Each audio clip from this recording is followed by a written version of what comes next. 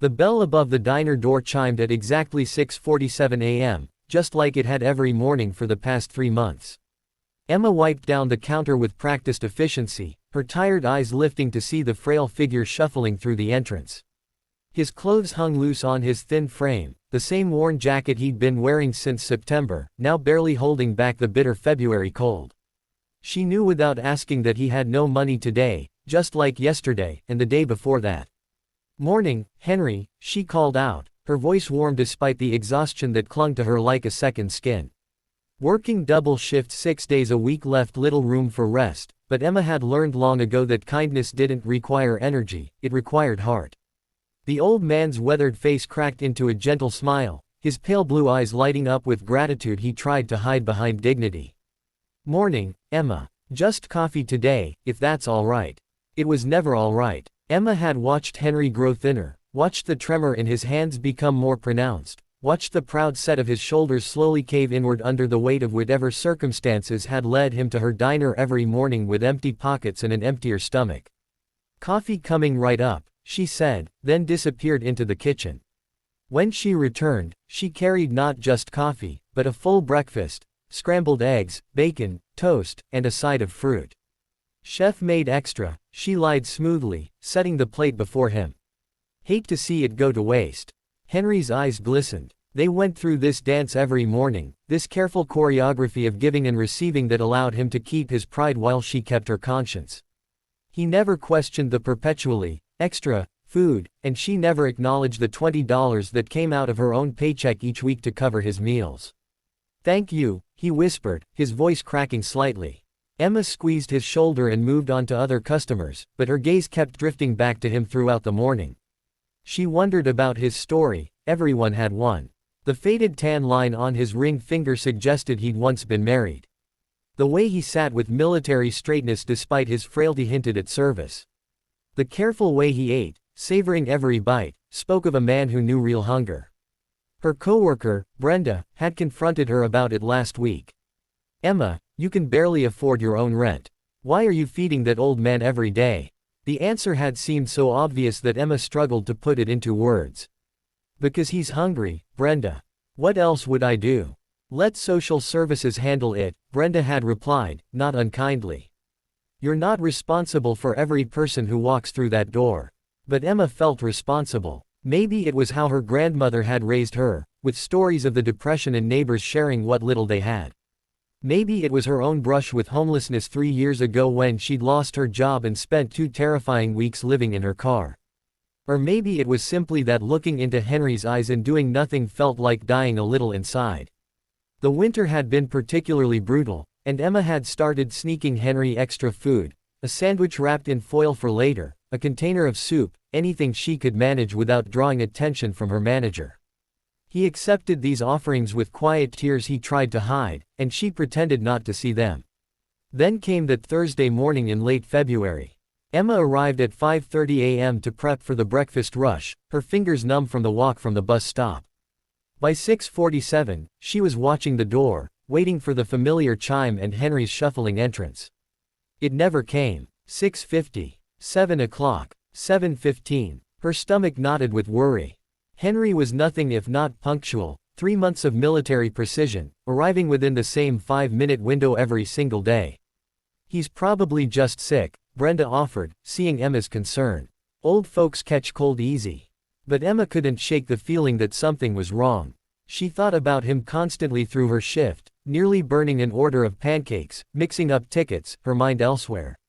Where did Henry go after he left each morning? Did he have a home? Family? When her shift ended at 2 p.m., she found herself walking the streets near the diner, looking for him. She didn't find him that day, or the next. A week passed. Then another. The worry became a constant ache in her chest. She'd started praying, something she hadn't done since childhood, bargaining with a God she wasn't sure existed. Please let him be okay.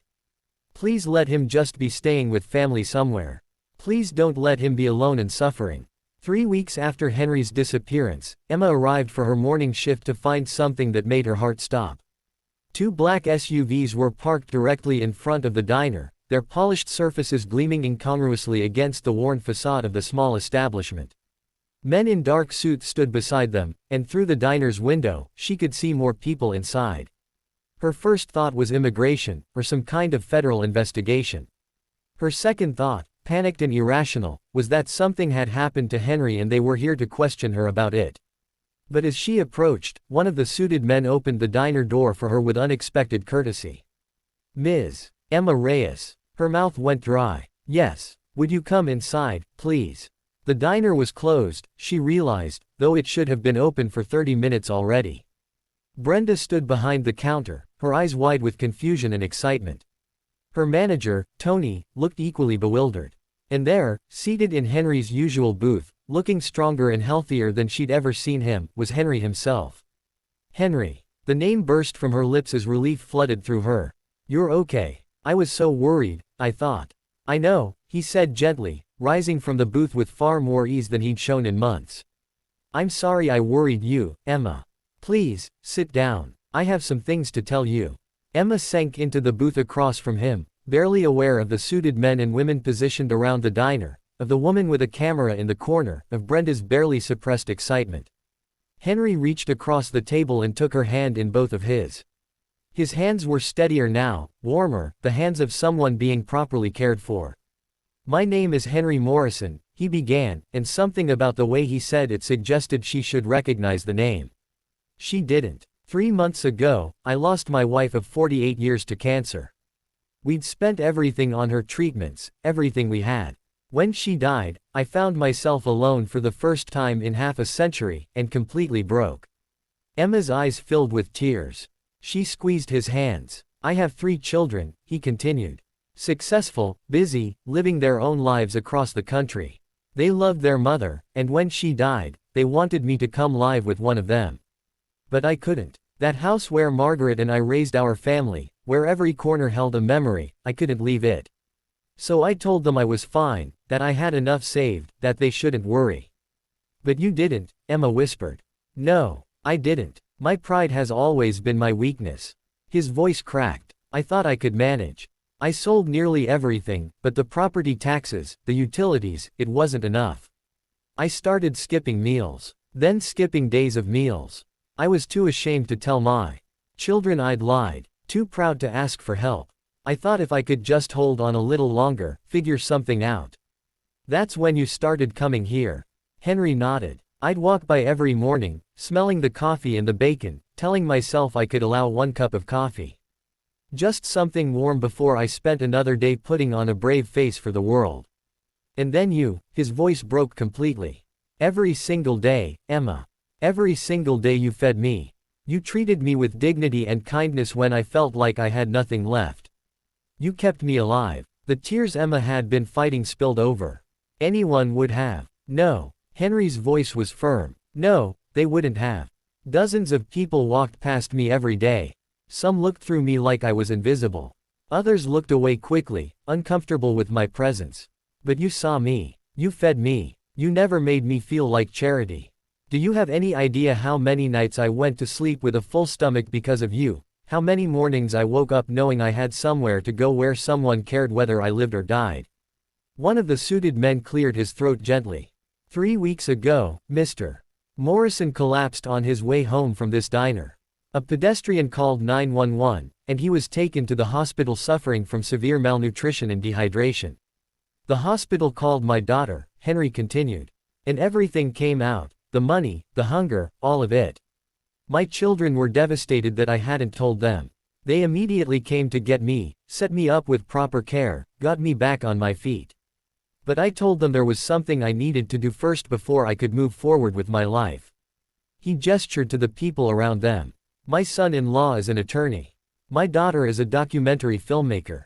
My son runs a charitable foundation. I told them about you, Emma. About what you did for a stranger, day after day, at great personal cost to yourself." Emma shook her head. "It wasn't. Your manager tells us you were taking money from your own paycheck to cover my meals," Henry interrupted gently. $20 a week that you couldn't afford, that you needed for your own bills. Brenda told us you've been struggling to make rent, that you've been skipping lunch yourself most days to save money." Emma felt her face flush. "I just wanted to help. And you did. You saved my life, Emma. Not just physically, but spiritually. When you're at your lowest, when you feel invisible and worthless, having someone see you, treat you like you matter, it's everything. Henry reached into his jacket and pulled out an envelope. This is every penny you spent on me over those 3 months, plus interest. No. Emma pushed the envelope back. I didn't do it for money. I did it because it was the right thing to do. I know, Henry said, his eyes crinkling with warmth.